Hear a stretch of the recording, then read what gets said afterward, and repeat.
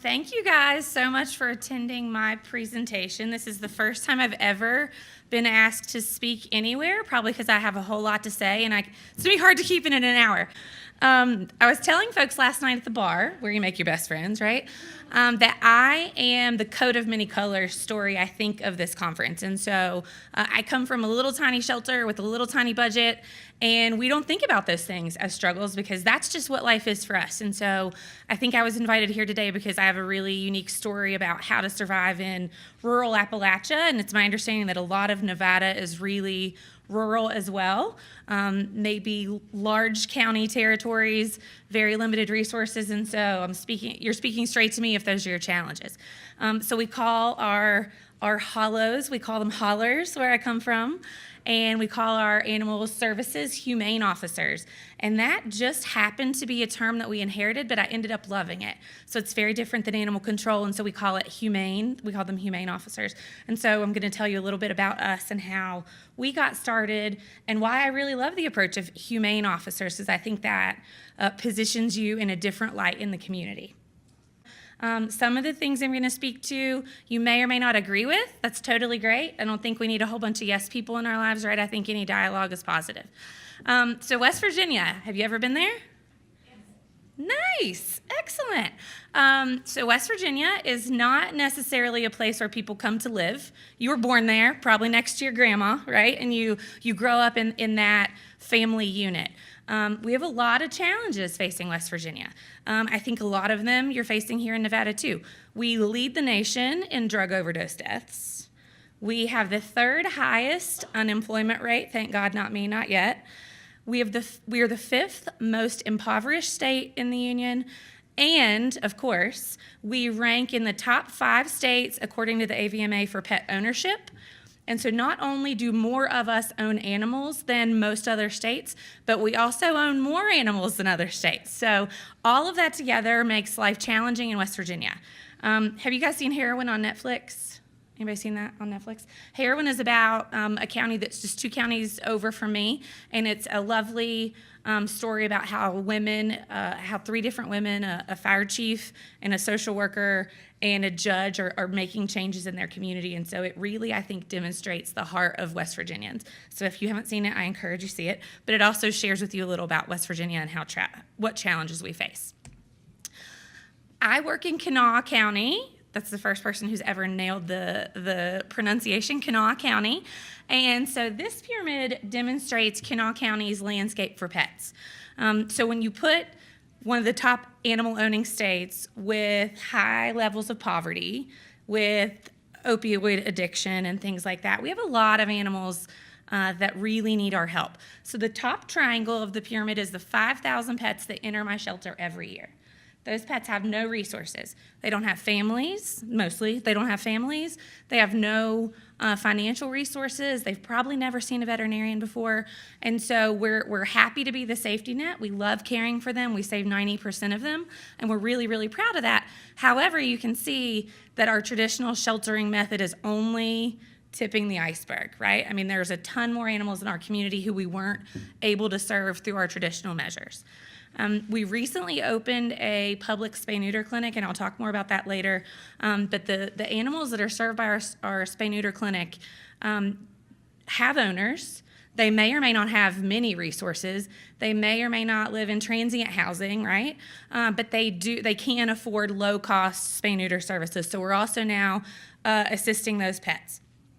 The bottom level, there are an estimated 105,000 pets in my county who don't need us.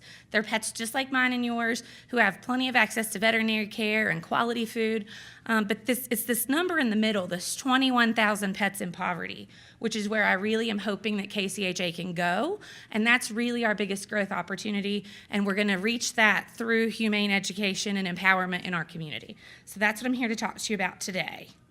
Additional challenges that face us: we are the only animal welfare organization in our county. So there's a couple tiny rescues in our county. We're the only bricks and mortar, okay? So everything stray has to come to us. Every animal challenge has to reside with us. We, of course, like most of you, are in an aging facility. The ASV standards of care in an animal shelter is 100 square feet per dog. Our dogs have 18 square feet, so it's less than ideal. Our location, we're located across a one-lane bridge that someone has hit the guardrail, and it's crooked, and it looks like if you make a 1-inch bad decision that you might fall into a creek, behind a FedEx at the foot of our airport hill, where we recently had a landslide, and I'll show you a picture of that. So the location is less than ideal as well, right? And then let's talk about constituent mentality. What comes to mind when you think of West Virginia? You can say it. You cannot hurt my feelings. Do we have all our teeth? Probably not, right? We don't have all our teeth, right? So these are my constituents. This is who I'm serving every single day. And these people need my help the most, and so I'm thrilled to serve them. I'm not sure if this picture is really from West Virginia, but this is very representative of the clientele that we're serving. And so if these folks can barely feed their kids, but they're going to have pets, they can barely feed their pets also. And so we're working to change the position of KCHA in our community to be a resource to these people instead of criminalizing these folks for being poor. Okay, so beyond constituent mentality, there's just a broad lack of access to resources. There's very few veterinarians in our county, which means very little affordable vet care until we opened our spay-neuter clinic, and again, I'll talk about that. There's a couple of pet stores. We have a Petco and a PetSmart, and that's really it, and they're all really centrally located. So in a county of 900 square miles, if you don't have a car, it's really hard to get to a veterinarian or to a pet store, and so that's the bridge that we're trying to gap. All these challenges create a perfect storm of animal disaster in my county and beyond my county. There are 5 or 6 counties that border us. One has an animal shelter that has 2.5 employees. One is a dog pound that euthanizes every animal every Tuesday, and they don't take cats at all. And the other counties have nothing, including no veterinarians. No pet stores, no animal shelters, no humane officers, and no veterinarians. And so all of those animals look to us to be the resource. Y'all wanting to move to West Virginia yet? It's a secure job in animal welfare, right? Okay. So about KCHA, we were established in 1933, and for a very long time just existed, right? We had antiquated policies. We had Cruella DeVille in the flesh was our director, and it was just not a great place. We are a private 501c3, which does give us some liberty, and I'm very, very thankful for that.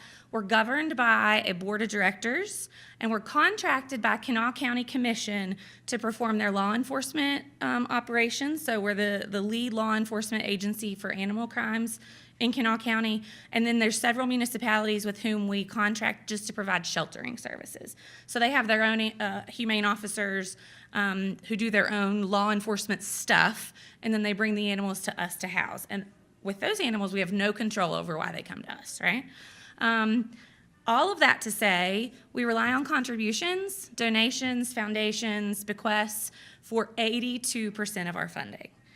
So I'm not here to tell you that public funding is the way to go either. This is a really data-intensive slide. My point of this slide is, again, 911 square miles of county. I have 2 humane officers who report to me. My 2 are responsible for 850 square miles of county on their own. Those 2 guys, and then our constituents, so folks who find stray animals and such, make up for 45% of the animals who come into my building, yet the county only pays me 14.5% of my expenses. Is that a disparity? For sure. They're also not an ATM, and I'm thankful for every penny that I get. So the city of Charleston, on the other hand, is the state capital. It's by far the richest, and I say that loosely, city in the state, certainly in our county. They have 2 officers who are responsible for 30 square miles of territory, so their service is a lot faster than ours, right? And they don't see the things that we see, because where are the challenges? They're in the hollers, they're on the hilltops, they're not downtown where folks are probably college educated and you know, kids are probably in the band. You know, it's not the same.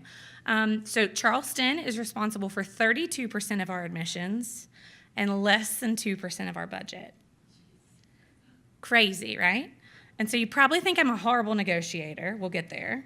But the rest of these things, so all of that to say, 80% of our funding is donation-based. And I find that easier than renegotiating with mayors and such, right? So statistics, we've come a really, really long way.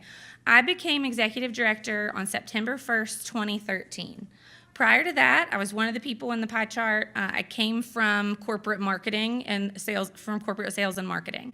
I was in a skilled nursing facility. My two loves in life are old people and animals. And so I grew up very close to my grandparents, and I thought, hey, skilled nursing, I can make a lot of money, and I can really, speaking like a millennial, which I'm a little older than, be rewarded in my work in skilled nursing.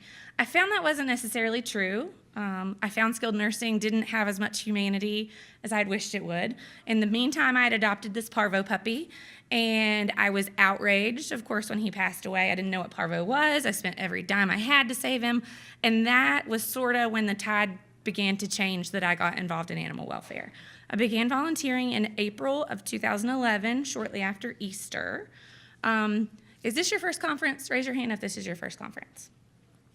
I applaud every single one of you so much because in 2012, I was you sitting right there, and I don't know how in the world I'm standing up here today, but I was you. I went to a tiny conference, teeny tiny conference in Cincinnati. I saw Bonnie speak at that conference. I had no idea who Bonnie was, who Nevada Humane was. I knew nothing. Suzanne Kogut was then the CEO at Charlottesville, Albemarle, which is very close to me. And I can't begin to tell you, and Winograd was there, I can't begin to tell you how inspired I was because I knew nothing of the industry. I just knew we sucked, right? I knew that the shelter in where I was volunteering sucked. And I knew there had to be a better way, but I had no idea how much of a better way there was until I saw Bonnie speak and until I saw Suzanne speak and so many others just like them. So in 2012, our save rate was a dismal 8% in cats, 8%, single digits in cats. I have double and triple checked the numbers and added them back and forth because surely that's a mistake, right? And it was a mistake. It's just not a mathematical mistake, okay? Our save rate in dogs was 63%. And so I saw these numbers, and my dog had died, my puppy had died, right? And what I was trying to bring to Charleston was not revolutionary. They were doing it in Charlottesville. They were doing it in Nevada. They were doing it all over the country. And other people had approached our shelter with those same ideas. However, their approach was poor. And so I knew, being the little Southern girl that I am, that you get more bees with honey, and I befriended the executive director. I don't know that I really friended her. I was really, keep your friends close and your enemies closer. I kept her at my side constantly because I would criticize them, but I didn't just bring them a criticism. I also brought a solution. And so I gained her trust over the next couple of years.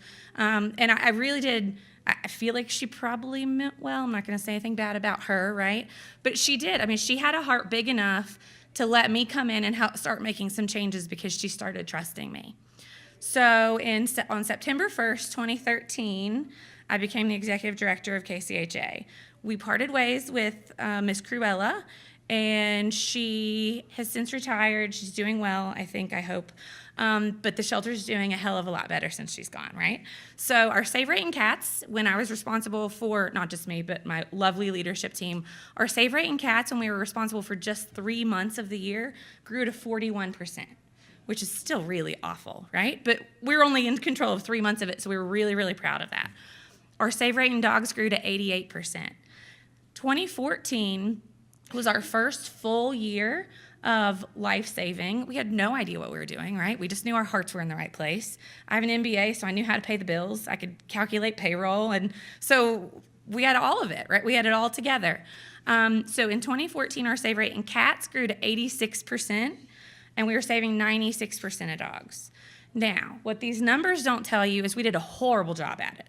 We saved a lot of animals, but our length of stay was incredibly long, right? All we wanted to do was save a bunch of animals. We were looking for quantity of care, right? We didn't give much thought to quality. And it's not that we wouldn't have cared about it, but we had our hands pretty full just saving the quantity, right? And so saving 86% of cats was awesome. But it wasn't good enough because they were sitting in our care for 42 days. That's a long time, right? And so we sort of stepped back and said, what can we do better? What did we do wrong? What can we do better? How can we reduce the length of stay? How can we increase the quality of care, not just the quantity, but the quality of care afforded to these animals? And so you'll see 2015, we took a big dip in cats. We did a hoarding situation that had ringworm. Do y'all have ringworm here? A lot? Okay. We had never, to my knowledge never had ringworm in our facility before. We couldn't afford a veterinarian yet, and so I hired a registered vet tech to come work for us. And she, A, was perfect for the job. B, she had worked at the clinic that did the majority of our outsource work. But C, she was the only person who applied, so I had to hire her, right? And today, she's still my right arm today, so she's been with me for 5 years. In her private practice, she had never seen ringworm either. And so we brought in this big hoarding situation of these ringworm cats, and we had no idea. And we got our rear ends handed to us. And very sadly, we lost a lot of cats along the way. So we learned a hard lesson in 2015. Also in 2015, one of the volunteers who I had met years prior and who was in high school at the time graduated from West Virginia University, go Mountaineers, with a master's degree in animal behavior. And she'd been volunteering with us for almost 10 years already. And so we hired her in a second. I had personally written her letter to vet school, her letter of recommendation to vet school, and her heart was really in saving behaviorally unsound dogs in shelters. So she opted not to go to vet school, where she would have made 4 times as much money than I pay her now. But she came back to us and has been with us ever since. She came to us in June of 2015, and Amy Sadler came to us in September. So although the numbers look like we were doing great also in dogs before 2015, we weren't. I mean, we saved a bunch of dogs, but it wasn't pretty, right? So every day we try to get better and make sure animals in our care have a better experience than the day prior. So we had a couple hard years in cats, as you can see. In 2016, June of 2016, we hired our first full-time veterinarian.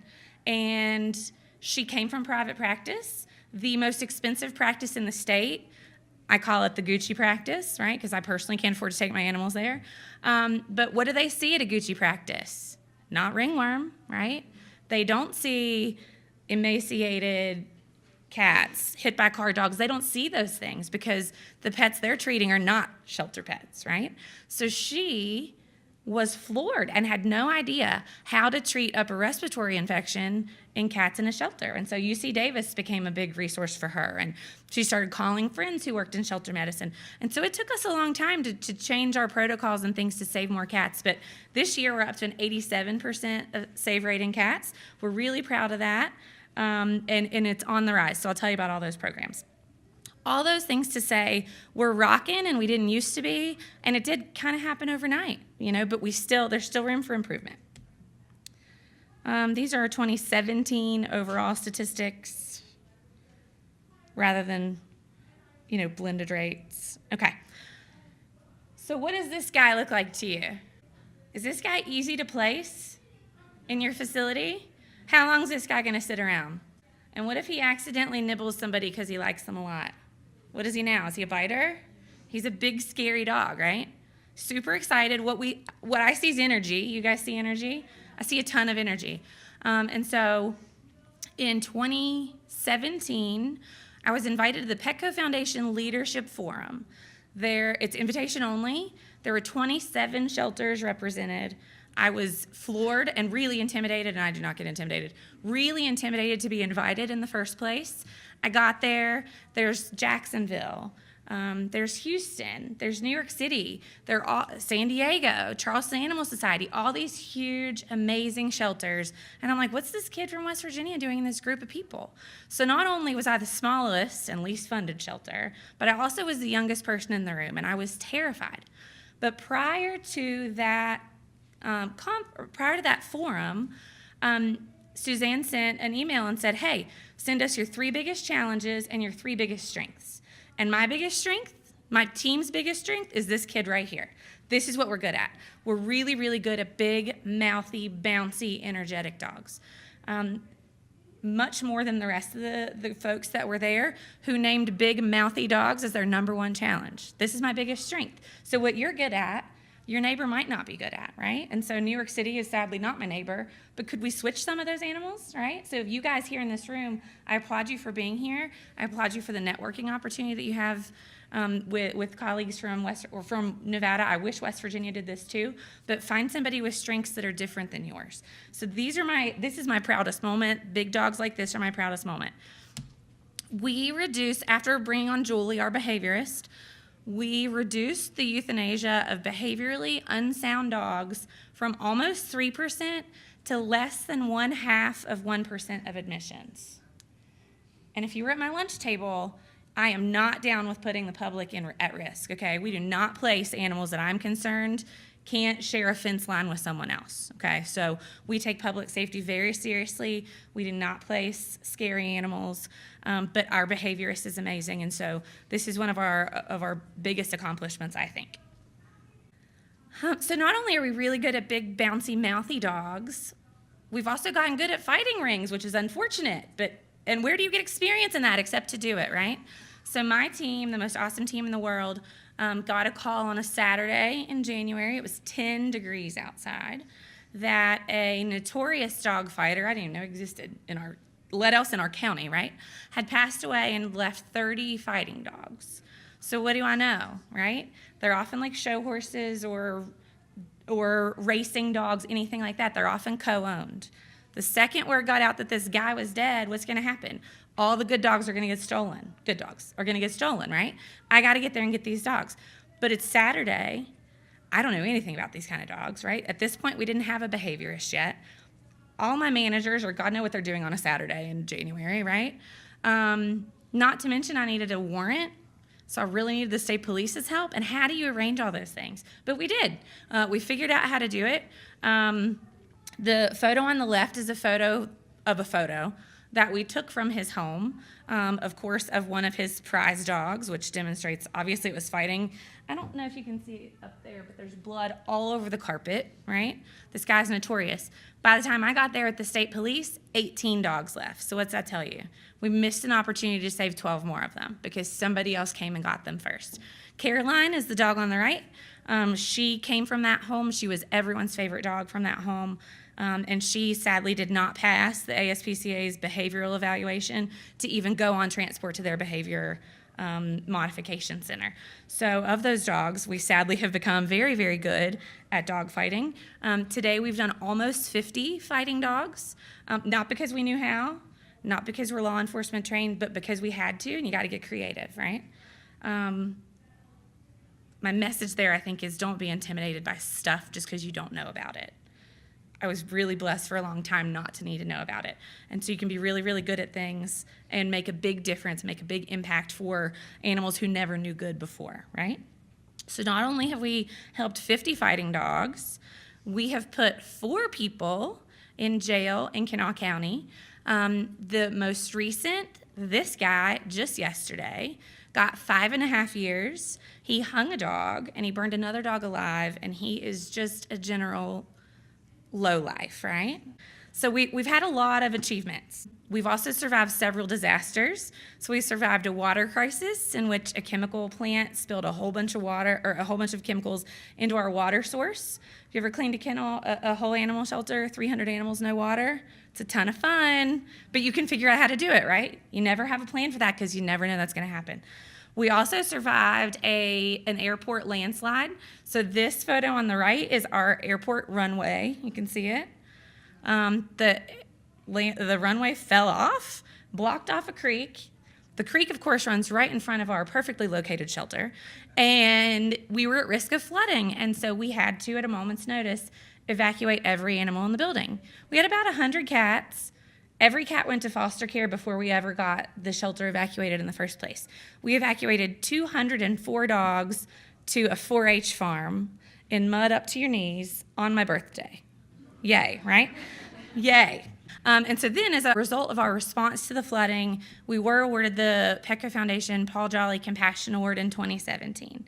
Not only is the award, in my opinion, our industry's Grammy, we were the 3rd ever shelter to win it, and I cannot tell you how wonderful that was, and thank you very much.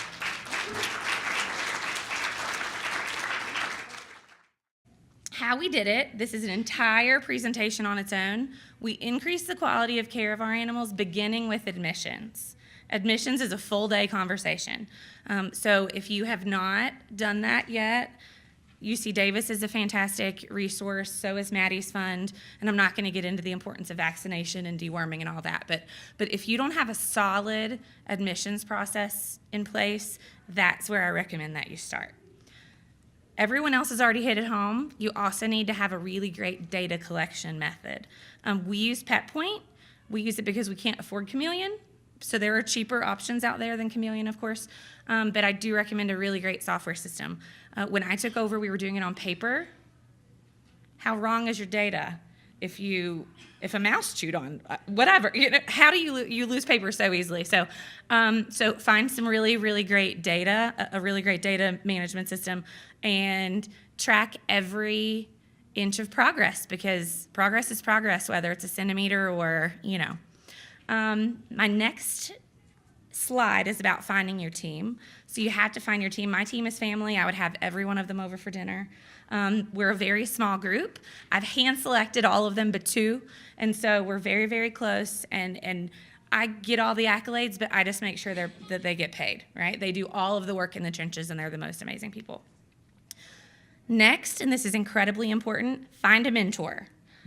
In 2014, we were awarded the Alley Cat Allies Future 5 grant. So they found 5 shelters in the country. They awarded those 5 shelters $5,000. We loved the $5,000, but it also came with a year's worth of consultation from a mentor. And Diane Blankenberg became my mentor. That's how I met Bonnie officially. And so to this day, I can still pick up the phone and call them and say, what do you think about this? Hey, I need to redo my org chart. What am I missing? And they will tell me if I'm naked, right? They'll say, not to be mean, but you need to hear this. What you didn't think about this? Do this. And so find a mentor, find somebody, pick up the phone and call them. They've all been in your shoes. I've been there too.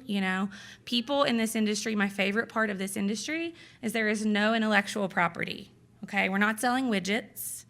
I want your animals to get out alive just like I want my animals to. And if I can help you achieve that, or if Bonnie can help you achieve that, or Maddie's fund or anyone can help you achieve that, they certainly will. Partnerships. This is a sticky one, right? People don't always get along with the other folks in their county. Fortunately, we don't have anybody to get along with. It's just us, so we're gravy. However, our local governments hated our former director, hated her. And so I came in with a lot of work to do because they assumed I'd be there for 6 months. They assumed I was 29 years old and I wouldn't take it seriously. They assumed I would fail too, and I didn't. And so that took a lot of work to prove to them that I was serious, that I was intelligent enough to make this work, and that I could reduce the number of complaint calls crossing their desk, to be honest, right? Today I have the absolute best relationship with the president of our county commission. He is not a super popular guy because you don't always like him, but you always have to trust him, right? And he and I have a very, very close relationship, and I can't tell you how powerful that is because my county doesn't fight me because I worked for 5 years on building a relationship with this person. We are the only outside agency in Kanawha County to not receive a funding cut in more than 3 years. So I'm the only outside agency that he has not cut funding. And so when I say to you, you think I'm a bad negotiator, right? He's giving me 14% of my budget. I'm lucky he's giving me any at all. And so I don't want to burn that bridge with him. And so I think it's easier to fundraise the difference. Create relationships, mend relationships with transfer partners. Again, figure out who's good at what and swap those animals around if you have to. And then create good relationships with your volunteers. We have a serious mission alignment conversation at my shelter anytime we do a volunteer course. If you can't mend that relationship, I think it's okay to fire people, even if you don't have to pay them, right? They are not entitled to be there. And so you really need volunteers who contribute to your mission and not detract from it. And so I love pit bulls, obviously, that's what we're really good at. But for example, if your volunteer's mission is to save every biting pit bull, that's not KCHA's mission, and maybe you need to go find the rescue agency whose mission that is, right? So just because their heart is in a particular mission, if it's not with your mission, maybe you need to part ways with that person. community engagement, which is all the rest of my slides, the life-saving equation, and then what we consider our number one metric of success is how we did it. So the bus. Everybody's talked about the bus today, and so my team is the most important piece of the whole life-saving equation. If you've not read Good to Great, it's been cited, I think, twice already this morning. It's about getting the right people on the bus, the wrong people off the bus, and they can even be volunteers, okay, and the right people in the right seats. Well, in West Virginia, we do a lot of whitewater rafting, and so this is a true picture. And what I have found is that we don't necessarily ride on a bus. Every team, the veterinary team, the community engagement team, the animal care team, I picture them more on rafts in whitewater. So sometimes it's smooth sailing, right? Sometimes I'm further downstream and I'm smooth sailing, but my vet team might be back there in a giant rapid struggling hard, right? And so we don't all progress at the same speed. My different teams go through different struggles at different times. And so I think we have to handle each other with a little bit of grace and understand that some teams' jobs are harder than others today. But I also think it's very important that you have all the right people in those different boats and everybody's paddling the same direction. And it's an animal shelter. It can never be as peaceful as a bus, right? Okay, here's our org chart. Probably can't read it. Bonnie and Diane helped me immensely with this. Last fall, I was diagnosed with cancer, and I obviously was floored. I was 33, and who gets cancer at 33, right? And cancer's never going to happen to me. I'm healthy and whatever. And I got a job to do. Nobody's got time for this. So I was diagnosed with cancer last fall, and my number one concern, other than my hair, obviously, was my job and what's going to happen to the animals and what's going to happen to my staff. And I had this immense guilt that I was, abandoning them and they were going to be completely alone. And how are they going to survive without me? But you know what? They survived. The place didn't burn down and they're better for it. And the reason for that, Bonnie and Diane helped me rework our org chart. And so I had to let go of a lot of things that for 4 years I'd held on to really, really closely. Marketing is one of them. I'm a marketing person by trade. My very favorite thing is marketing. Might not be the best use of my time, right? So we reworked the org chart. The org chart works fantastically. For years we stood on two pillars, animal health and animal care. And community outreach was just sort of a byproduct of what we did. You had to do some community outreach to place some animals in adoptive homes, right? But it wasn't anybody's specific job to make sure our marketing was on point or make sure that we were doing 4 offsite adoption events a month or whatever those things are. So if you guys want this, you can certainly email me for it. Laurie has it as well. I'm happy to share it with anybody. So we have 3 very distinct pillars. They operate independently, but of course communication is key. And this model really, really works for us. Community outreach is so important in our organization now that we created a whole pillar for it. That pillar's annual payroll is almost as much as where I have 2 veterinarians. So incredibly important is our relationship with the community. How do we save big mouthy dogs? So we save big mouthy dogs first with our behaviorists, as I mentioned. We did Dogs Playing for Life training and getting every dog out of every kennel every single day is the way that we save big mouthy dogs. Our average length of stay in dogs, we'll get there, but the longest tenured animal in our facility is probably 6 months, and that's because it's sitting on a cruelty hold. So we don't believe in placing unsafe pets. We also don't believe in housing a dog in a shelter for 2 years. That's a lot, right? So the way that we prevent that, this is the girl on one of my rafts, is Julie Hypes. She's our animal behaviorist. She's the one I told you about, has volunteered with us since she was in high school. And she has the biggest heart of anyone I've ever met. But you have to be aware of people's shortcomings, right? She is great at her job because she's a bleeding heart. She's the sweetest person alive, not cut out to be a manager. I screwed up for a while and had her managing people. Guess who can't manage people? This one, but that's why she's really great at her job. So you got to get the right people in the right seats, and then take away things from them that they might not be good at. We also have a kitten nursery. It just opened in May. We're very, very proud of it.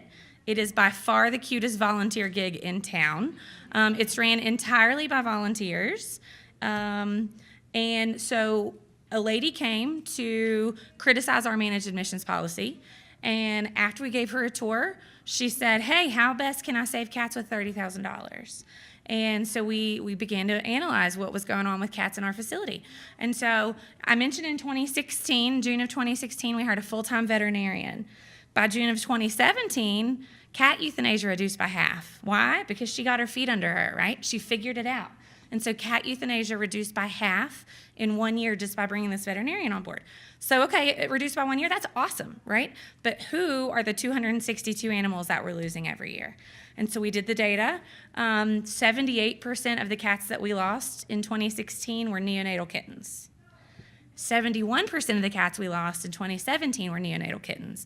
And so that's how we decided that for $30,000 to save cats, kittens are where our money needed to go, hence the kitten nursery. We did not have the money to staff it, honestly. And so we have very highly trained volunteers. They're honestly probably better trained than some of my cat staff, as they should be, because it's the most critical ward, right? The most wonderful people in the world work in that nursery.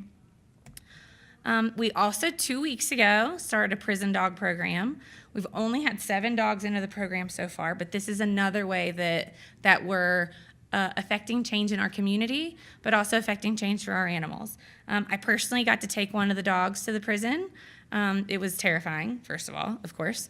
And I'm the chief worry officer. Who are these guys? Are they going to hurt our animals? What if somebody gets bit? Please don't sue me. All these things, right?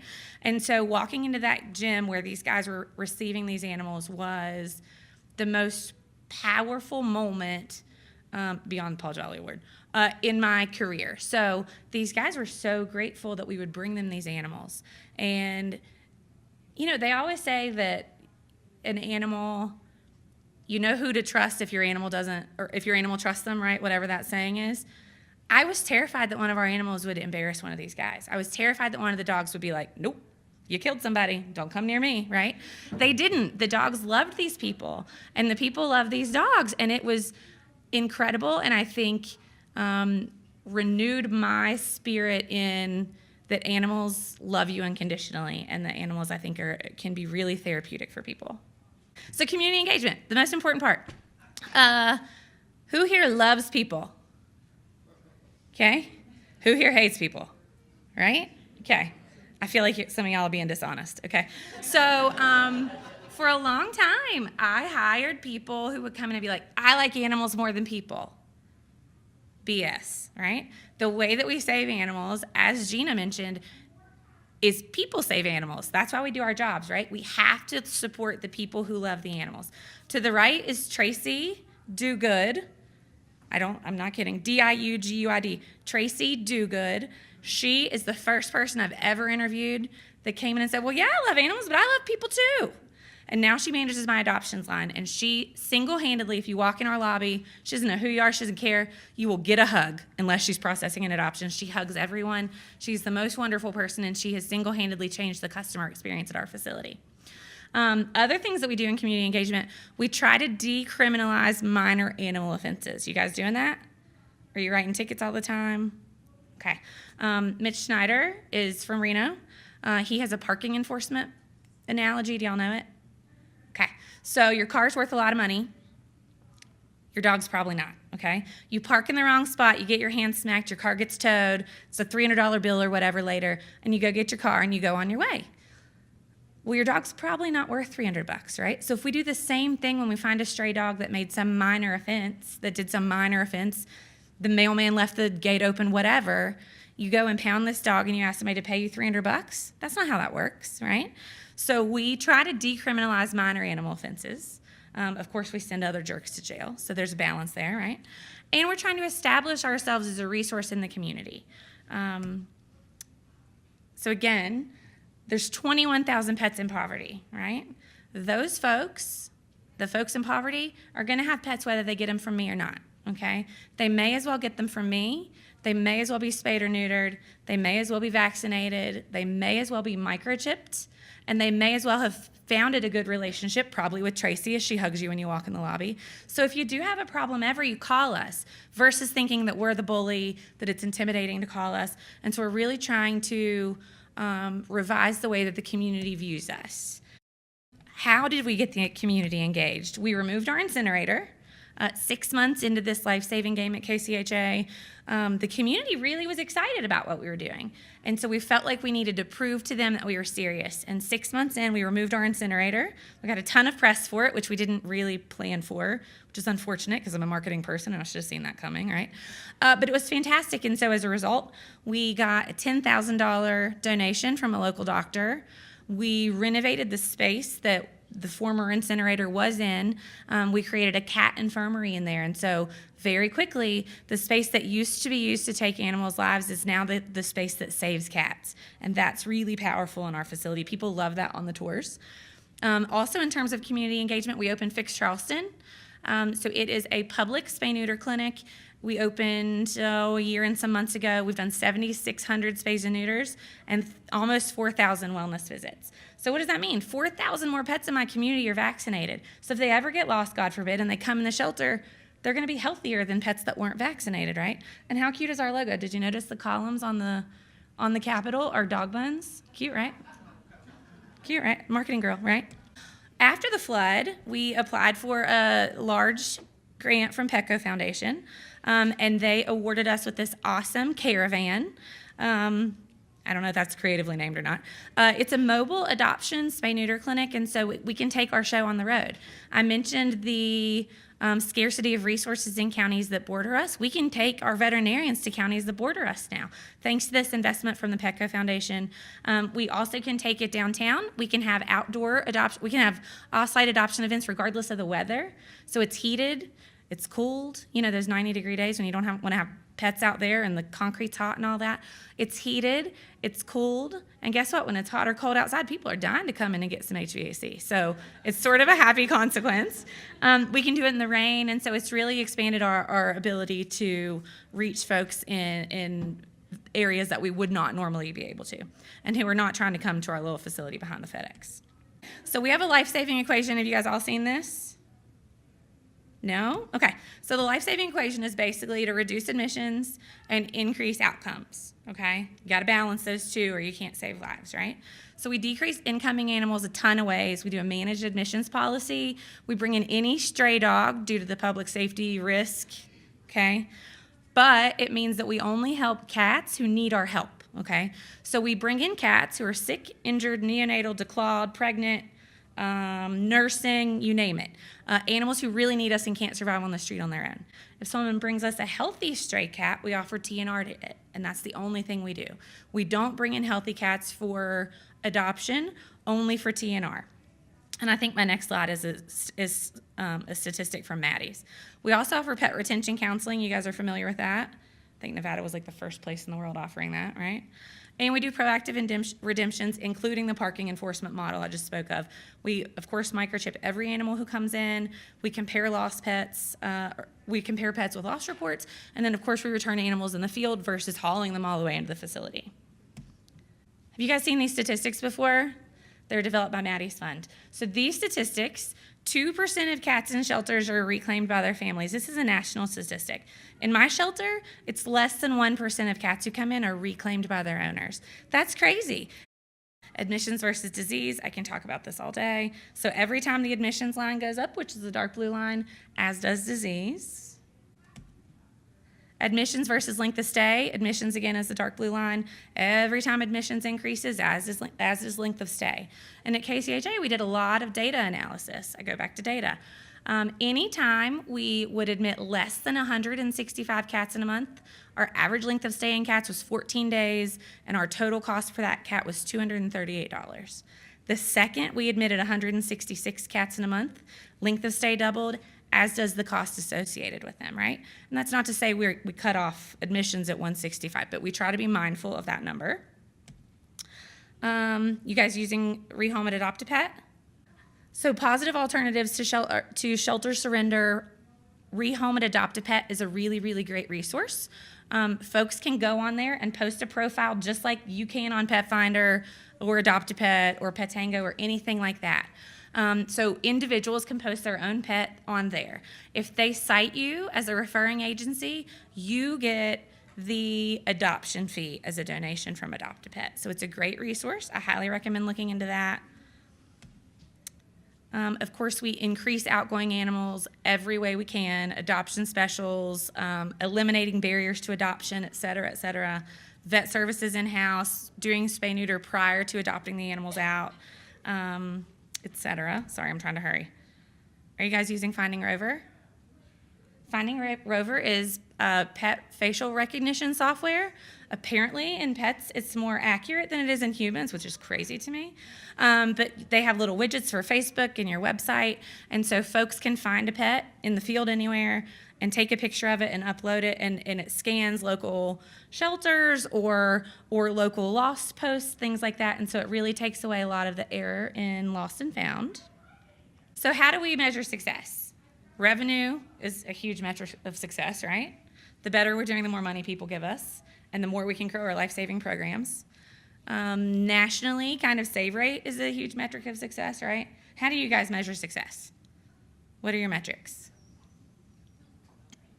Adoptions? Sure. So my number one metric of success is length of stay. So if we can save 90% of animals, awesome. But if they're staying 6 months to make that happen, something ain't right? So we use length of stay because if all of the cogs in the engine are moving as they should, the vet clinic is operating as efficiently as they can, adoptions is hustling and marketing and moving animals out the door, if admissions is doing their job and preventing disease from coming in the door and vaccinating animals, everything should be going quickly and animals should move through our pipeline quickly. And so our number one metric of success is length of stay.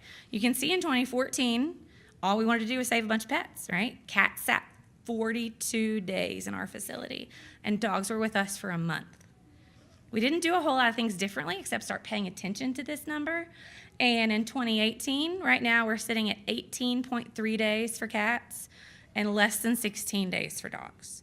So I encourage you, if you're not tracking this number in your facility, start doing that, because just saving them, I don't think is enough. They also really need to have a good experience while they're with you.